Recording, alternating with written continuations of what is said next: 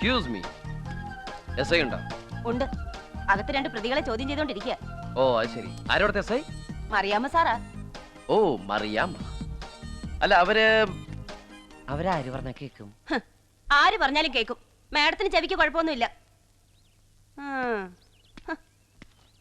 ഭർത്താവിന്റെ പരസ്ത്രീ സംസർഗം മൂലം ആത്മഹത്യ ചെയ്യപ്പെട്ടു എന്ന് കരുതപ്പെടുന്ന സ്ത്രീയുടെ ഭർത്താവായ ടി കൃഷ്ണൻകുട്ടി മേനോനുമാണ് ഈ കേസിലെ മുഖ്യ പ്രതികൾ.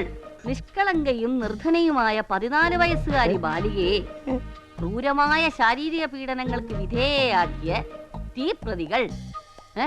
ആരാ? എന്താ വേണ്ടേ?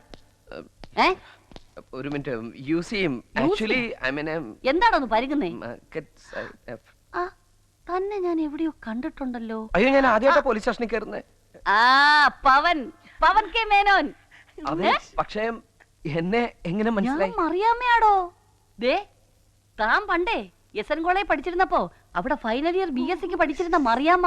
ഓ മറിയാമ്മ തോമസ്. ഫിസിക്സ് പ്രൊഫസർക്ക് ലവ് ലെറ്റർ കൊടുത്തതിന് അങ്ങേരുടെ ഭാര്യ ഓടിച്ചിട്ടല്ലേ? ആരോടും പറയില്ല.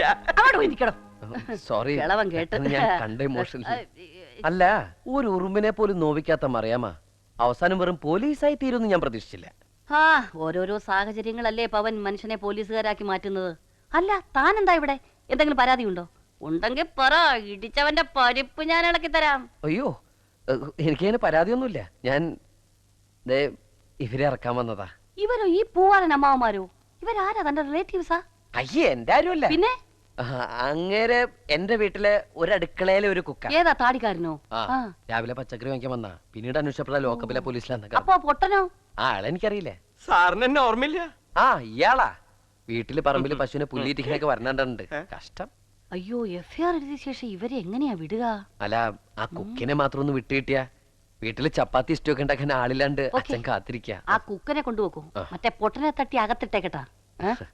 അത്രയ്ക്കൊന്നും വേണ്ട. ഒരു 10-200 ഏത്തൊക്കെ ഇടിപ്പിച്ച് തലയും കുത്തിർത്തി കണ്ണിൽ മുളകൊടി ഇട്ടാ മതി. ഓക്കെ, ശരി. ഇനി തന്നെ ആ കോളേജിന്റെ പരിസരത്തെങ്ങാനും കണ്ടിട്ടുണ്ടെങ്കിൽ പൊക്കോ. ഞാനുണ്ട്.